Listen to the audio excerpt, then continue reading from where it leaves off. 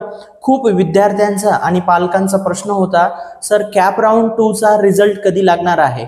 आम्ही जे ऑप्शन्स भरलेले आहेत तर आम्हाला कधी कळणार आहे की आम्हाला कोणतं कॉलेज मिळालेलं आहे आणि कोणती ब्रँच मिळालेली आहे? तर विद्यार्थी मित्रांनो, दिनांक 21/7/2025 रोजी तुम्ही जे ऑप्शन्स भरलेले आहात त्यापैकी तुम्हाला कोणतं कॉलेज मिळालेलं आहे आणि कोणती ब्रँच मिळालेली आहे हे तुम्हाला 21 तारखेला समजणार आहे, म्हणजेच 21 जुलैला तुम्हाला समजणार आहे. मग त्यानंतर आम्ही काय करायचं सर? पुढचा प्रश्न तुमचा.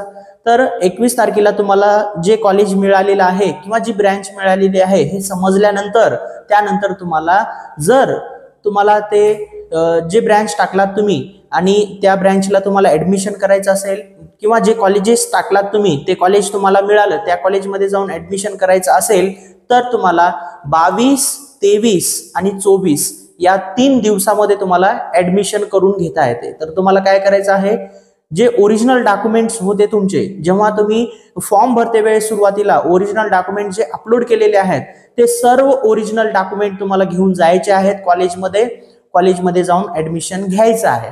आणि ज्या विद्यार्थ्यांना पुन्हा कॅप राऊंड 2 मध्ये त्यांच्या मनासारखं कॉलेज मिळालेलं नाही किंवा त्यांच्या मनासारखी ब्रँच मिळालेली नाही तर त्यांनी कॅप राऊंड 3 साठी तुम्ही अप्लाय करू शकता. त्याचे डेट आपल्या ग्रुपवरती किंवा आपल्या YouTube चॅनलवरती मी लवकरच तुम्हाला कळवेल.